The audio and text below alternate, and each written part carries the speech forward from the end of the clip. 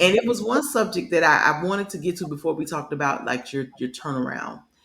And you mentioned this to me, and you said a man's divorce is different than a woman's divorce. How is that? Because when you said that, I just looked and I was kind of like, come again? Yeah. But how is a man's divorce different than a woman's divorce?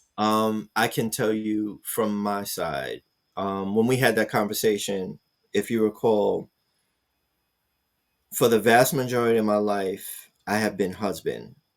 Mm, So when this marriage broke up, I literally had to go into therapy. And one day my therapist asked me, "So who is Forrest?" wow. And I said, I never really thought about that. Who is Forrest?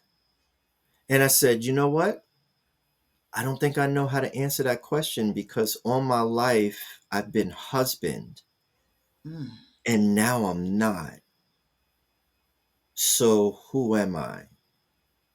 And that goes back to the whole thing about men need to feel needed.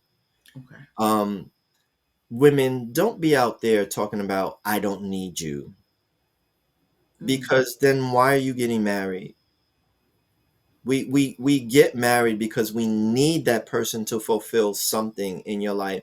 If if you are the kind of person who, for matters of pride or whatever, mhm, emotional protection, cannot bring yourself to say, I need you in my life to fill this particular function, don't marry. Don't.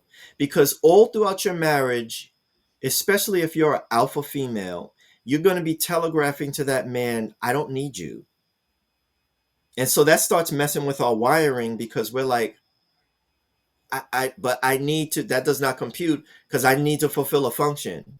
But you're telling me that you don't need me. So in other words, I'm useless. mm.